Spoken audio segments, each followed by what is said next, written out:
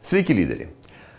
Kreipiuosi lyderis, tai nebūtinai į tuos, kurie būtinai turi būti lyderių pozicijose arba vadovaujamosi pozicijose. Dėl to, kad lyderis kiekvienas gali būti. Ką tu bedarytum? Gali būti lyderis savo, gali būti lyderis keletui tavo organizacijos narių, gali būti lyderis ir vadovas visai organizacijai. Dažniausiai šneka, koksai vadovas arba lyderis turėtų būti. Būti iš tikrųjų ne tas yra žodis, apie ką mums reikia spręsti. Daugiau yra klausimas, kaip lyderis turėtų mąstyti. Nes tik tai tada, kai tu mąstysi kažkaip tai, tik tai tada tu toksai būsi ir tik tai tada tu elgsiesi štai taip. Šiandien mes pašnekėsime apie 5 pagrindinius dalykus, kokiu lyderis galėtų būti. Įdant iš tikrųjų jisai būtų įkvepiantis ir vedantis pirmin link tikslų ir rezultatų lyderis. Pirmas punktas, apie ką turėtų lyderis mąstyti, tai yra vertybės. Vertybės yra organizacijos ir asmeninės. Klausimas, ar jūsų organizacija turi vertybės nusistačiusi? Vertybės tai iš tikrųjų ne tai, kad vien tik tai surašyti keletas gražių punktų internetinėme puslapyje kažkur tai. Ne, tai yra tai, kuom žmonės gyvena. Jeigu mes to neturime, tai reikėtų su pagrindiniais žmonėmis ką padaryti? Sėsti ir susigalvoti, koks tobulas žmogutis, kuris kaip jisai mąstytų ir kaip elgtųsi, įdant pasiektų mūsų organizacijos tikslų, įdant realizuotų organizacijos paskirtį, viziją arba misiją, ar ne? Praktiškai taip mes apsibrėšime vertybėmis, ko mes vadovaujame savo viduje ir kaip mes elgiamės keliaudami link savo tikslų ilgalaikių, ar ne? Tai kai mes turime organizacijos vertybės, kitas klausimas jums, kokios yra jūsų vertybės, ar jos dera?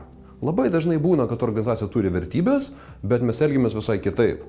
Tai labai priklauso nuo lyderių. Galbūt tiesiog jų vertybės yra kitokios. Galbūt yra organizacijos vertybė atsakomybė, o jūsų asmeninė vertybė yra, tarkim, kūrybiškumas ir laisvė. Ir gal jums asmeniškai tai nedera? Toje vietoje, jeigu jau esame organizacijos vadovai ir lyderiai, nori nenori turime elgtis taip kaip organizacija, mes turime būti pavyzdžiu. Savo svarbu labai suprasti, kas yra jūsų vertybės tada. Kaip tą galim padaryti? Vienas labai geras pratimas. Susigalvoti, kokios yra jūsų gyvenimo sritys. Ne, darbas, laisvalaikis, šeima, santykiai, draugai, dar kažkas panašaus, studijos. Ir tada prisiminti, kiekvienoje srityje 10 dalykų. 10 dalykų, kurie jūs labiausiai džiugina, kada jūs laimingas būnate toje srityje. Gal kai kažką atrandate darbe, galbūt kuomet sukuriate kažkokius nuostabius naujus santykius būnant su žmonėmis, galbūt kai sugalvojate naują idėją laisvalaikį dėl vakarėlio. Ir žiūrėkime, labai dažnai, kai mes pasižiūrim visas tas sritis, per visur eina tie patys dalykai, kurie žmogų džiugina. Turbūt tai yra jūsų vertybė, vienu ar kitu žodžiu apibrėžiant.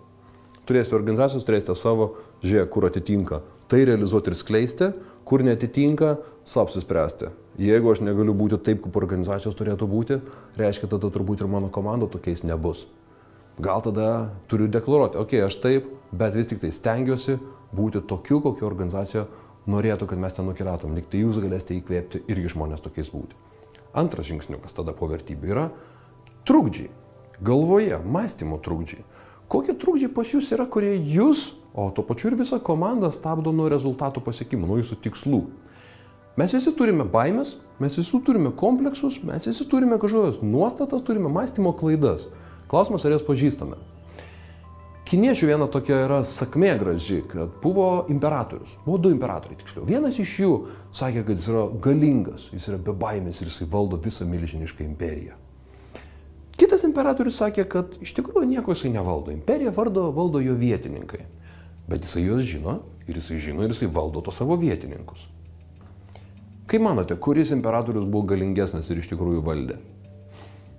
Pirmasis imperatorius daugiau buvo statytinis dėl grožio. Būna tokie vadovai, kurie yra, gražiai atrodo, o realiai valdo kažkas tai kitas visus procesus, jie tik tai šneka ir taip, valdė realiai jo vietininkai imperiją, jisai tik tai šnekėdavo. Imperatorius ir mūsų vietininkai tai yra mūsų protas ir mūsų kompleksai. Baimės, nuostatos, aistros, emocijos, ar ne? Tie žmonės, kurie sako, kad jie yra be baimiai. Dažniausiai jie daug bijo, tik jie bijo savo pripažinti kaip tie pirmieji imperatoriai, kad jos valdo kažkokios baimės ir emocijos, o jie jų nevaldo. Išmintingas vadovas, savo pačiam lyderis, ar ne? Ir išmintingas imperatorius sako taip, mane valdo mano aistros, mano baimės, mano kompleksai, mano pribojimai, aš juos žinau, jie man siūlo kažkaip elgtis, bet aš juos valdau. Ir tada, kai jūs žinosit, kad taip, galbūt jūs, pavyzdžiui, turite baimę bendrauti su nepažįstamais aukštesniu, kaip jums atrodytų, rango žmonėmis. Gali būti tokia baimė. jeigu jūs neįvardinsit tau, kas gali atsitikti, jūs tiesiog vengsite tokių kontaktų ir sakysit, ką mums reikia, visai neapsimoka, mūsų organizacijai tai yra nereikalinga. Kai savo tai įvardini, taip aš bijau. Tvarkoju, bet mums yra, tada galvoju racionaliai, mums tai yra svarbu, nes tada mes turėsime partnerius, kitas rimtesnės, stipresnės organizacijos, gal verslo rėmėjus. Ir tada ką daryti? Galbūt tos baimės jūs neperlipsit, tačiau kitas jūsų organizacijos narys tai vykdys. O galbūt turėsi, kad, aš bijau ir aš einu link to. Ar ne? Tai mes turime savo įsivardinti ir link to keliauti. Ką dažniausiai mūsų baimės, mūsų kompleksai arba minčių trūkdžiai daro? Jie mums paleidžia automatinės mintis. Gal tu to nedaryk, tau nepasisek, nevertėto, kam tu šis to tai yra reikalinga, žinai, nieko gero tavo gyvenime nėra, buvo ir toliau nebus ir panašiai. Tai žiūrėkit, kai jau pajutot, kad kažkas jūs stabdo, kažkas viduje vyksta, pabandykite fiksuoti savo mintis, kokios jūs galvoje sukasi, užsirašykite. Ir tada, žinai, kai užrašai, tada gali racionaliai viską pasižiūrėti. Kas galvoje suka, sunku pastebėti. Tada jas įveikti galbūt, jeigu mintis sako, kad tau tikrai nepasiseks, ar tikrai nepasiseks? Ne, racionaliai galvojant, pasiseks dėl to, kad aš esu tą ir tą jau padaręs. Kam tau tas reikalinga ir gal neapsimoka nedaryk? Racionaliai pagalvoju, mums reikalingas savo susitikimas, nes mums reikia šito partnerio, reiškia, mums tai yra reikalinga. Mes tik tai užrašę savo automatinės trukdančias mintis, jas galime kitomis mintimis įveikti, protingai savo galvodami. Kita dalis, kas yra su mūsų trukdžiais, yra mūsų nuostatos ir įsitikinimai. Pavyzdžiui, gali būti labai dažnai tas NVO lyderių ir narių galvose yra, kad mes smulkus, maži, turbūt, kad niekas su mumis nenorės bendradarbiauti, verslas tai ten kažkokie tai yra, ne, reikia turbūt tik tai paramos eit prašyti, ar ne? Jeigu mes einame su šia nuostata, kad tik tai einam paramos prašyti, čia pavyzdžiui apie lėšų pritraukimą, tai kaip save pateiksim, tokį gausim rezultatą, paremkite, gerai, mus paremė ten 200-500 litų ten senais maisto produktais ar dar panašaus. Jeigu mes einame su nuostata, kad mes esame lygiaverčiai partneriai, galbūt jūsų yra apyvarta tenais 50 milijonų per metus, ar ne, o mūsų apyvarta gal finansinė yra tik tai 1000, bet mes esame šiuo atveju partneriai vardan to, kad išspręsti kažkokią tai problemą. Mes esame lygius, nes jūs šitoj srityje, kur mes dirbam, jūs nieko nesat padarę. Tai kas čia dabar tada aukščiau, ar ne? Ir kai susikūrė tokią nuostatą, kad lygiaverčiai partneriai, mes einam bendradarbiavimą, žiūrėk, iš to susitikimo bus visai kitoks rezultatas. Ką daryti su nuostatomis? Yra keletas žingsnių. Pirmiausia, įsivardink, kokia yra tavo ta nuostata, kuri trukdo. Tarkime, kad mes esame smulkus, niekas mūsų nenorės remti. Tada pasižiūrėk, šitaip mąstant, kokie bus rezultatai. Taip, racionaliai, punktas po punkto susirašant reiškiantrus. Rezultatai bus, kad arba negausim, arba gausim 300 litų, arba sugedusio seno kečupo kur nors, kas išmetinėja. Trečias, galime įsivardinti, iš kur šita nuostata yra kilusi. Gal iš mano baimių tai yra kilusi, gal iš dar kažkur kitur. Atraskim, savo įsivardinkime, priežastį, šaknį. Ketvirtas punktas, įsivardinkime, kokia galėtų būti kita nuostata. Pavyzdžiui, kita nuostata, mes esame labai rimti partneriai verslui tam, kad spręsti kažkokią tai problemą, nes jie to negali padaryti. Klausimas yra tada. Ketvirtas. Kokiegi galėtų būti rezultatai, jeigu mes taip mąstytumėme? Susigalvokime ramiai. Rezultatai būtų, turėtume partnerių, padarytum tą ir tokį projektą galėtume realizuoti. Paskutinysis punktas. Ką mes darytumėme? Viskas kol kas eina tariamąją nuosaką. Ką mes darytume, jeigu mes taip tikėtumėm? Arba jeigu aš taip tikėčiau šitą naują savo nuostatą? Aš daryčiau tą. Niekas nesako, kad šita nuostata ar ta naujoji nuostata yra teisinga ar neteisinga. Nežinome. Dėl to čia iškėlėm tik hipotezę, kad galbūt taip galima būtų mąstyti, sugalvojame veiksmus, pabandom. Pabandysit, pamatysit mažus rezultatus, tada galėsit save įtikinti, kad iš tikrųjų, žiūrėk, naujoji nuostata irgi yra teisinga, ne? Šita sena nuostata yra paremta mūsų kažkokia praeitimi, šita naujoji nuostata jau jinai gauna pagrindą čia ir dabar, kurį susikūrėt. Ir nuostatos jūsų galvoje kinta, judame pirmin, asmenybės tobulėjame, organizacija auga. Trečiasis punktas, kas yra labai svarbu lyderiams. Emocijos. Nuo jūsų emocijų priklauso visos jūsų komandos, visos jų jėgos organizacijos vadovas, visos organizacijos emocijos ir rezultatai. Žinai, kai žmogus yra, viskas bus gerai, mes tikim, pasieksim puikių rezultatų. Šitokios nuotaikos kokius rezultatus pasieks, arba tokius, kokie yra, arba palengva eisime žemyn ir gilyn ir prastyn. Jeigu mes esame pakilios nuotaikos, mes ateitį įsivaizduojame pozityviai, jeigu mes ją įsivaizduojame, mes tada galime tik tada galvoti, kokie žingsniai galėtų būti, jais tikėti ir juos tada daryti. Daryti su viltimi, kad bus, o nedaryti dėl to, kad, padariau, bet ašgi sakiau, kad nieko nesigaus, nes tada ir darimas yra toksai tam, kad įrodyti savo, kad taip, ašgi buvau teisus, sakiau, kad nieko nesigaus, nes ir veiksmas tada gaunas toks pats. Nenuostatas emocijas išsiskirkime 3 pagrindinės būsenas, ką daryti. Vienas, kai jūs esate puikios, pakilios ir tikinčios būsenos.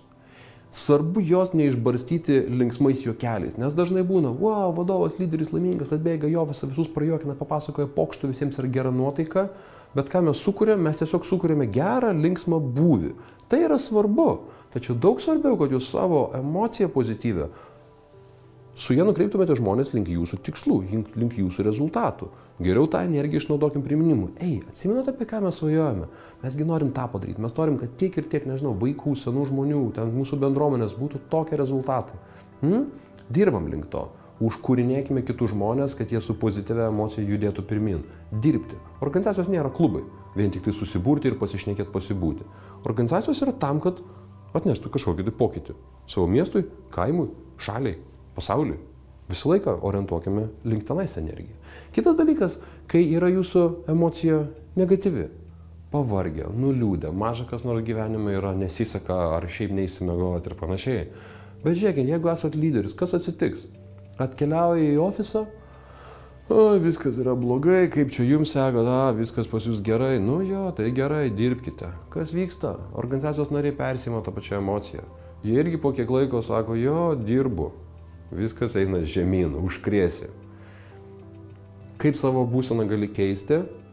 Vienas yra vedlių principas. Susirask pozityvių staigiai, kai jauti, kad nuotaika yra bloga. Nesvarbu, kokios būtų priežastis tuo momentu, jeigu reikia ją pakeisti. Susirask 10 gražių dalykų aplinkui. Galbūt tu pamatai gražų medį, gal paukščiukas gražus, gal tu pamatai narį organizacijos, kuri kažkas jai pasisekė, gal tiesiog gražų žmogų. O galbūt saulė nušvito, ieškok staigiai, vieną po kito, tas gražus, tas gero, tas pozityvaus. Tiesiog reikia save priversti pamatyti gerus teigiamus dalykus, nes kai nuotaika yra bloga, tada mūsų emocija sąlygoja mūsų mintis, kad viskas yra blogai, jos tada pradeda ieškoti blogų dalykų, visą laiką galima rasti tiek blogų, tiek gerų dalykų. Jeigu randam blogų dalykų, mūsų nuotaika blogėja dar labiau, nes pasaulis yra juodas, iš to eina dar blogų minčių. Užsisuka ciklas einantis žemyn. Mes turim ciklą stabdyti ir mintis sukurti gerasias iš aplinkos. Ir viskas, tada emocija keliaus paskui jūsų vedlius, jūs užsikabinat link gerų emocijų. Dar yra trečia dalis, kuomet yra, nes nereikia visą laiką vien tik tai džiaugtis. Jeigu buvo nesėkmė, sakysim, nieko tokio, pasidžiaugim, viskas bus puiku, džiaugiamės, nepaisant to, kad ką tik mūsų projektas gal kažkoks tai žlugo. Ne, tokiu atveju neužsimkim pozityvių mąstymų, sako, žinai. Jeigu žmogus mėšlina iki tiek, tai nereikia džiaugtis, kaip gerai, kad, ausų dar mūsų neapsėmė, ar ne? Įsivardinkim, yra taip ir taip, mes esame mėšliai iki čia, ar ne? Kas to daryti? Atskirkime, iš nesėkmės atskirkim 2 dalis, emocinė ir racionali.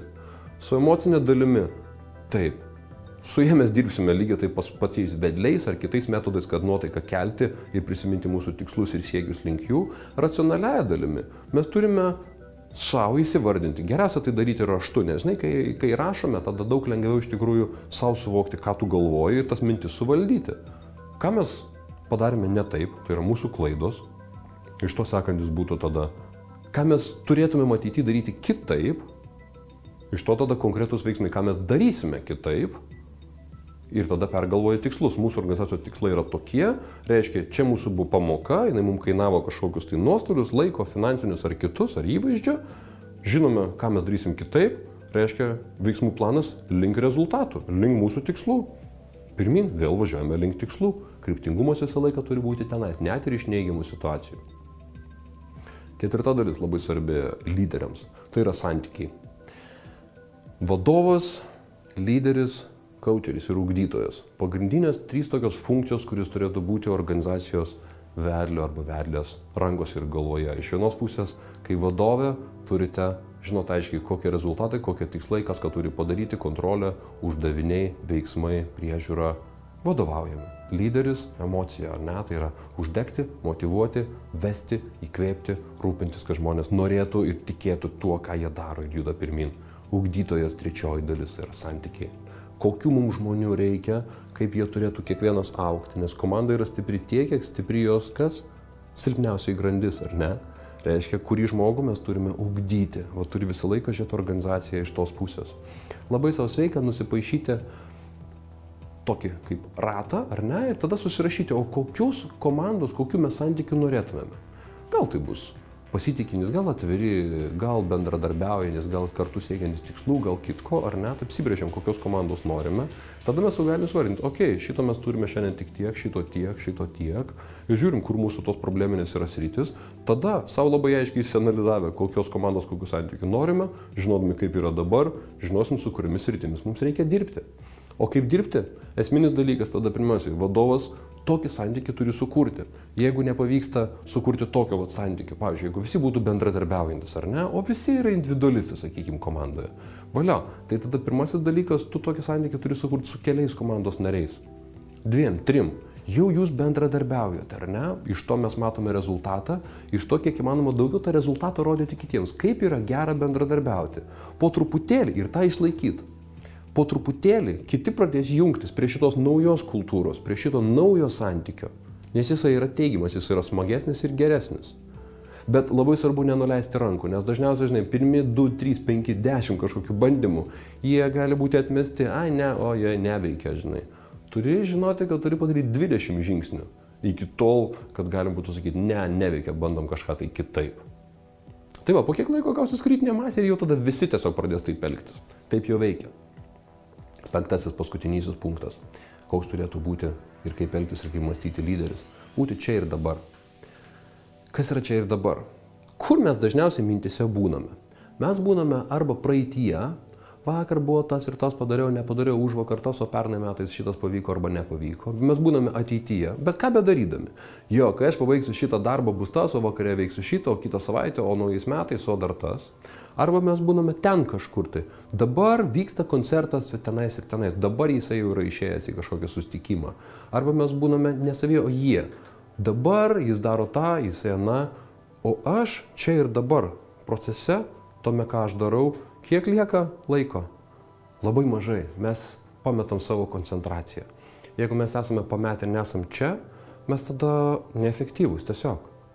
Dėl to, kad tik tai būnant čia ir dabar, galėsi pažinti ir būti savose vertybėse ir pagal jas elgtis, ir pagal organizacijos vertybės elgtis visą laiką, nes kitaip tu pamesi fokusą. Vėl aš elgiuosi, taip kaip gaunasi, nes aš jų pamirštu ir save stebėti. Ar aš tikrai elgiuosi kaip organizacijos pavyzdys tokio žmogus, kokio mes norim, kad kitus užkrėsti. Jeigu aš nebūsiu čia ir dabar visą laiką koncentracijoje savyje, to žinai, tiesiog veiklos meditacijoje, ne, jeigu galim būtų, tada tu neturėsi kada pastebėti savo minčių, kurios tau trukdo, nes nepastebėsi savo kažkokių tai nuostatų laiks nuo laiko įsijungiančių ir blokuojančių tavo veiksmus ir rezultatus. Tiesiog, kažkaip čia nesigavo, gal to nereikia. Viskas, tiesiog nebepastebėjai, nes labai mažai resursų išnaudojimo yra čia ir dabar buvimo, ar ne? Emocijos.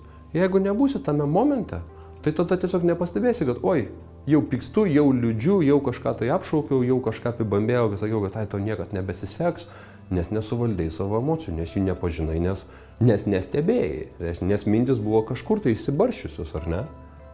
Lygiai tas pats su santykiais. Kiek dažnai būna, kai mes bendraujam su žmogumi, to pačiu jisai šneka, aš esu galvoju kažkur, tai kažką, tai kitką.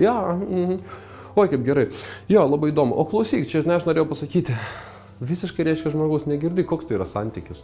Santykio nėra, santykis yra, kuomet esi 100% su žmogumi. Įsivaizduojate, kaip jausis gerai komandos nariai, su kuriais dirbi, kai iš tikrųjų jaus, kad mane girdi, mane supranta, manimi domisi, su manimi bendrauja nuoširdžiai, o neapsimestinai lyderis. Jie seks paskui tokį lyderį, nes jau yra tarp mūsų ryšys, galime kartu judėti pirmin.